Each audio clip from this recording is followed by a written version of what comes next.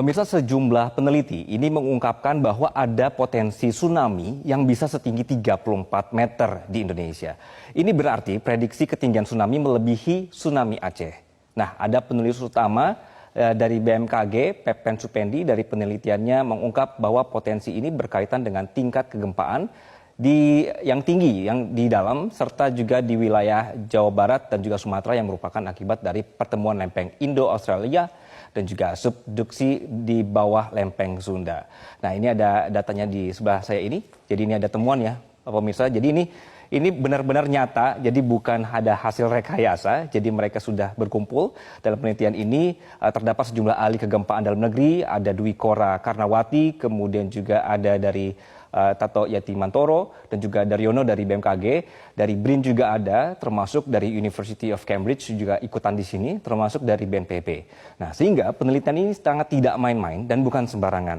Jadi tim peneliti ini memanfaatkan katalog data seismik yang bersumber dari BMKG, kemudian dari Pusat Penelitian Seismik Internasional, periode April 2009 sampai Juli 2020 untuk melakukan hypocenter gempa. Jadi mereka berkumpul, kemudian hasil penelitiannya ditemukanlah bahwa ini akan ada celah seismik besar di selatan Jawa Barat dan Sumatera bagian Tenggara yang berpotensi menjadi gempa yang besar sekali, magnitudenya 8,9, potensi tsunami-nya adalah 34 meter. Ini tinggi sekali ya pemirsa ya.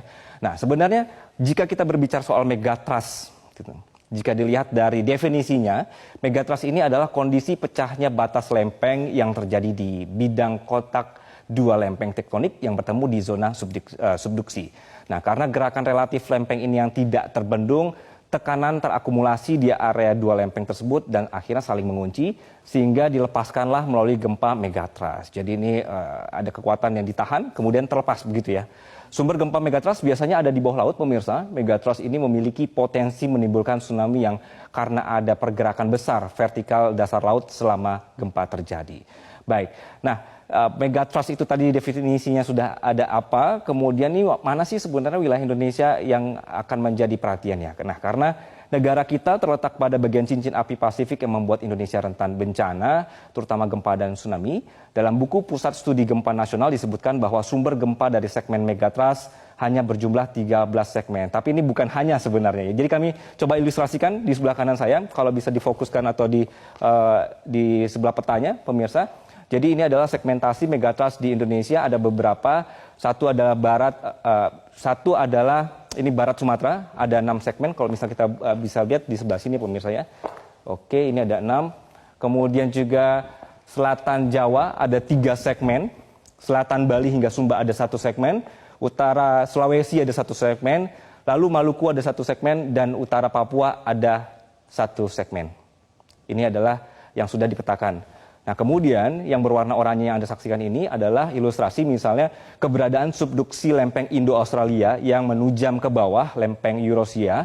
Ini merupakan generator kuat sekali untuk terjadi gempa. Jadi wajar jika selatan Jawa ini menjadi kawasan rawan gempa dan juga tsunami.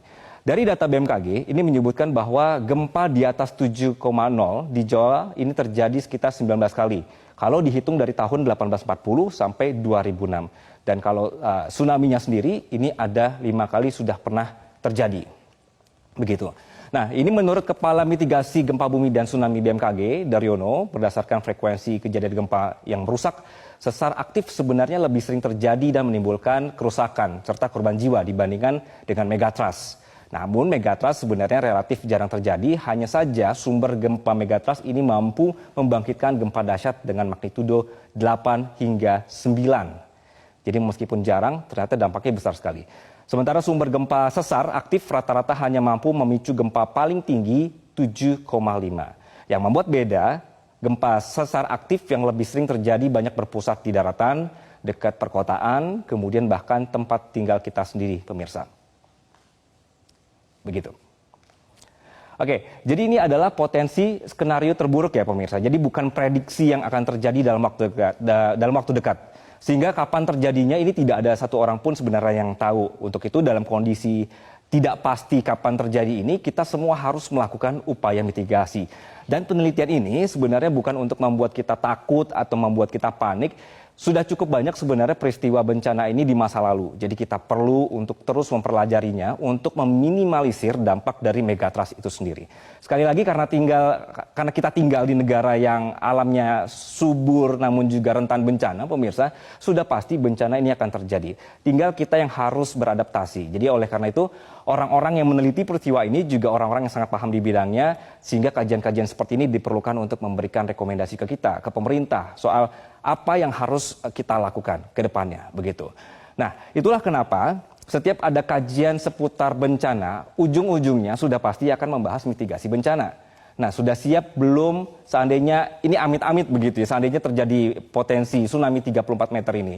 Nah, gunanya penelitian ini juga membuat kita punya rencana penanganan bencana. Namun apakah dari pemerintah juga siap, kemudian juga bagaimana dengan pemerintah di daerah, apakah sudah satu frekuensi soal penanganan bencana.